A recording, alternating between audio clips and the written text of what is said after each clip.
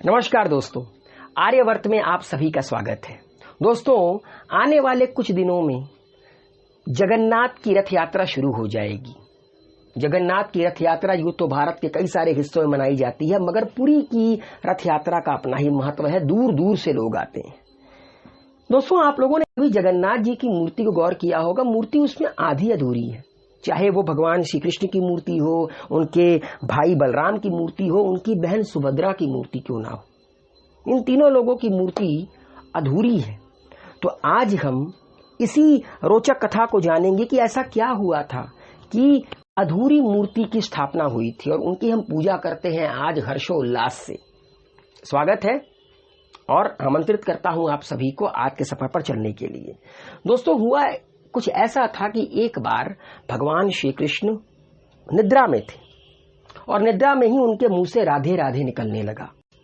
श्री कृष्ण के अगल बगल उनकी जो 8 पत्नियां थीं, उनको बड़ा ही ताज्जुब हुआ। उन्हें लगा कि हो सकता है कि भगवान श्री कृष्ण अभी तक राधा को भूल ना पाए हों।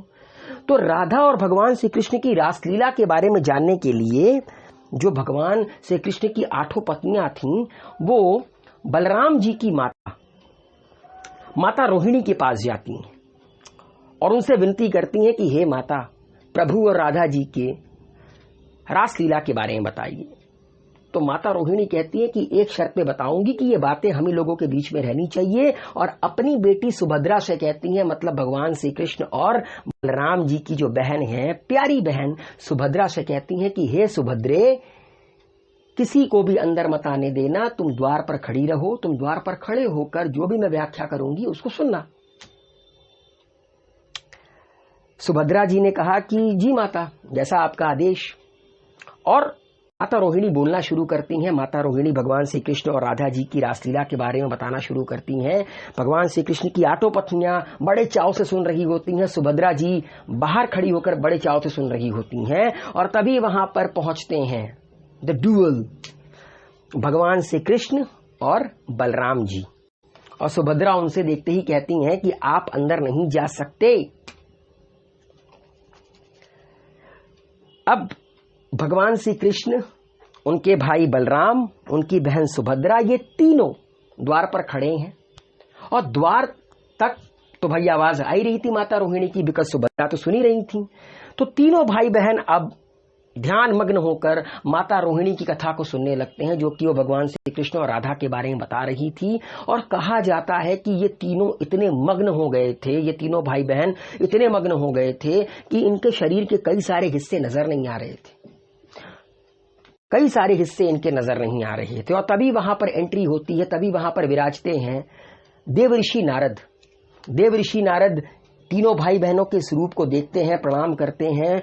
और जब तीनों भाई बहन कहानी से बाहर आते हैं, जब तीनों भाई बहन अपने नॉर्मल स्टेट पर आते हैं, तो देवर्षि नारद श्री कृष्ण से एक अनुरोध करते हैं कि हे भगवान, आप तीनों के जिस महाभाव में लीन मूर्तिस्थ रूप के मैंने दर्शन किए हैं, वह सामान्य जनों के दर्शन हेतु पृथ्वी पर सदैव सुशोभित रहे।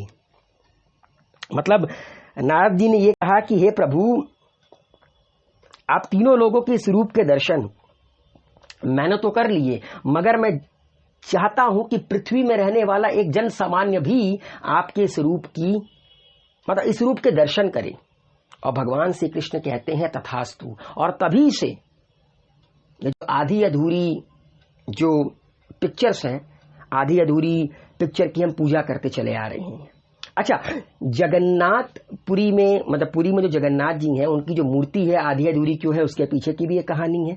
एक राजा हुआ करता था दोस्तों। उस राजा का नाम था राजा इंद्रद्युम्न। राजा इंद्रद्युम्न ने भगवान जगन्नाथ की मूर्ति बनवाने का निश्चय किया। मतलब श्री कृष्ण, बलराम जी और सुभद्रा जी की मूर्ति बनवाने का निश्चय किया।